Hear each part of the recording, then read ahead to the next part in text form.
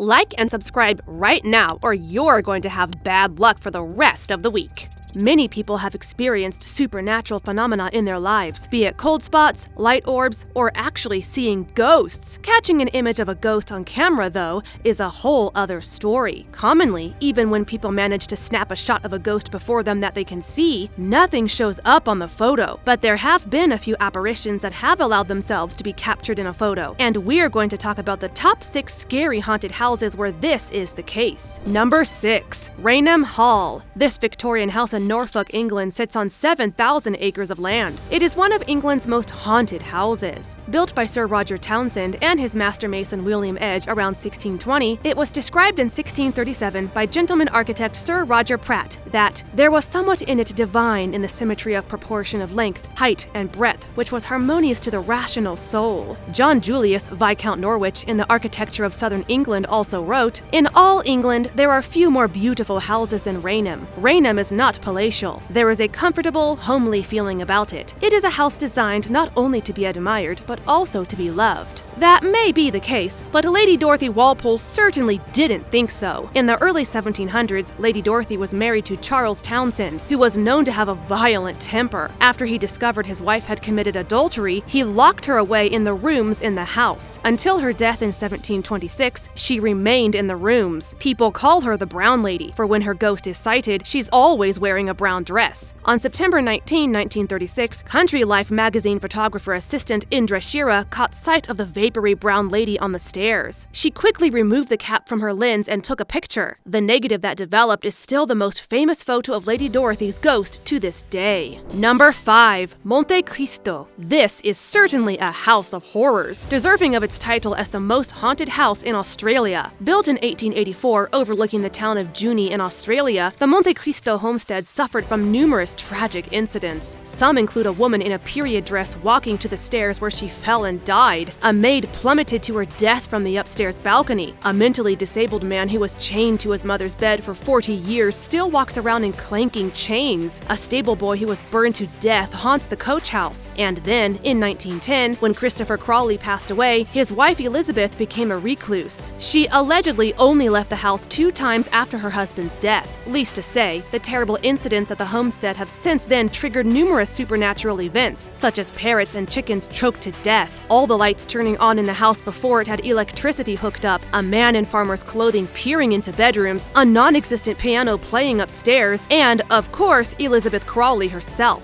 For whatever reason, she and other resident ghosts have allowed their images to be captured in photos. Number 4. MYRTLES Plantation. Located in St. Francisville, Louisiana, 28 miles from Baton Rouge, sits an antebellum mansion surrounded by beautiful centuries-old oak trees. The property is lush and well-preserved, a 19th century jewel to explore on a pleasant afternoon. The MYRTLES Plantation changed ownership many times in the 1800s, survived the American Civil War, fell heavily into debt, saw a man killed on the front porch, and through all that, underwent expansions and beautification. Presently, it's a bed and breakfast. However, if you decide to stay there for a visit, tread carefully, as the horrors of this plantation may just surface. The MYRTLES Plantation is one of America's most haunted homes, and for good reason. It's reported that 10 murders happened in the house, and at least 12 spirits reside there, and many seem to be pre-Civil War era ghosts. One such photo snapped captured the essence of Chloe, thought to be a slave, standing between 2 of the buildings on the property. According to one version of a legend, Chloe was caught listening in on one of the business conversations in the house. As punishment, one of her ears was cut off, so she wore a green turban after. For revenge, she baked a cake full of poison, but only Sarah and her 2 daughters ate it and died. The other slaves hanged her and threw her into the Mississippi River. However, there's no evidence that supports this story, or that the owners at the time, the Woodruffs, owned her or any other slaves. A second legend is of a woman in a beautiful antebellum dress who stares out a window of the house right at the camera that captured her essence. Historic records also state that William Drew Winter, a previous owner, was murdered in the house, and that his ghost may also linger there. There are many other ghost stories, but least to say, even though the house is currently a bed and breakfast, with that kind of history, maybe it's best not to stay there. Number 3. COMBERMERE Abbey. Unlike the other entries in this video, this property is relatively safe and clean of horrid history. In 1891, 73-year-old 15-year-old Lord Combermere was run over by a horse. But, being very healthy, he was well on his way to recovering when he suffered a blood clot and passed away. Everything was proceeding as expected. The coffin was transported to London and taken to a church, and a funeral service was held. However, that same day and at that very same time, Sybil L. Corbett, who was renting the place with her brother and sisters, set up a long exposure camera to take a picture of the library at Combermere Abbey. There were very few people in the house, so the shot could go through with no interruption. Only 8 months after, when she finally had time to get the plate developed, the photo revealed a hazy, half-blurry, rather transparent male figure sitting in the late Lord Combermere's chair. She tried to look into what this could mean without letting anything of the story leak. Of course, after a while, the mysterious event did make it to the public ear. During her investigation, she experimented by having a man sit for a short while in a chair, move around some, then leave while a long exposure photo was developing. The results were pretty similar to the alleged ghost of Lord Combermere's photo. Therefore, the basic agreement was that a man had probably sat in the chair, realized a photo was being developed, and quickly left. But, people being curious and doubtful about things, some people still believe the person in the chair was the ghostly Lord Combermere. Number 2. Hever Castle, Kent. Hever Castle in Kent, England began as many other Middle Ages dwellings did. First built around 1270 AD, it featured a gatehouse and a walled bailey. As a country house, the dwelling first belonged to James Fiennes, 1st Baron of Say and Salé, and consisted of a large hall and some surrounding buildings. Not long after, the house and grounds were crenelated, which is a fancy way to say the property was approved to be expanded to add defensive structures, such as battlements, embrasures, walls, towers, a moat, and other defensive fortifications, modifications, and additions as would serve the place well. Such revisions for Hever Castle were worked on through the 15th century, when wealthy merchant Henry Boleyn expanded and converted it into a luxury Tudor dwelling in 1462. After Henry's son changed his surname to Boleyn, he married Elizabeth Howard, daughter of the Duke of Norfolk. One of their many children was Anne, who enjoyed her childhood days at the castle. We all know the story of how King Henry VIII was enchanted with her and divorced his first wife, Catherine of Aragon, to be with her. Their marriage literally split the church apart in England, with the king at the head of the new Church of England. But Anne, seen by many as having bewitched the king to leave his first wife, was an unpopular queen. She only lasted 1,000 days. The king had her beheaded at the Tower of London for supposed incest and adultery. Through the centuries, Hever Castle's ownership has turned hands. It fell into disrepair, and then it was restored in the 20th century by William Waldorf Astor. But no matter who owns the castle or how it changes, the ghost of Anne Boleyn is said to lurk there. Not long ago, 2 teenage girls touring the castle caught on camera what they claim was the ghostly hand of Anne, pointing to a fireplace. Number 1. The Winchester Mystery House. In San Jose, California, stands an absolutely massive, beautiful monstrosity of a house turned mansion. The house's roots are humble. It started as an 8-room cottage, purchased by Sarah Winchester, heir to the massive Winchester fortune, after her husband William Wirt Winchester passed away. Sarah was terrified of the ghosts that she was sure were haunting her, victims of the Winchester rifle. Supposedly, it was a Boston medium that told Sarah she must travel west and continuously build a house for both herself and the spirits of those who'd fallen victim to Winchester rifles. Sarah obeyed and traveled to California. Immediately upon her purchasing the house, she hired a slew of carpenters to add onto the house nonstop until her death 38 years later on September 5, 1922. Only, many of the additions built made no sense. Doors that open to walls or to the open air, staircases that go nowhere, maze-like hallways, decoy restrooms, and so much more. Even Sarah is said to have slept in a different room each night. This is attributed to her supposed direction to the carpenters to add things with no actual blueprint. In her life, Sarah believed that the only way to keep the spirits the Winchester rifle had killed away from her was to keep building a house so confusing that the spirits would never be able to find her, let alone their own way out of the house. Unfortunately, it seems that she also found herself trapped in the house after she passed away, for her ghost has been seen and even caught more than once in photos, along with orbs. Prior to the Great San Francisco earthquake in 1906, it was reported that the house had 200 rooms, 10,000 windows, 47 fireplaces, 2,000 doors, and a 7-story high observation tower. So what did you think of these haunted houses and their specter residents? Have you captured any ghosts of your own on camera? We'd love to hear about it in the comments if you have. Don't forget to like and subscribe to our channel to keep updated on new video releases. Till next time!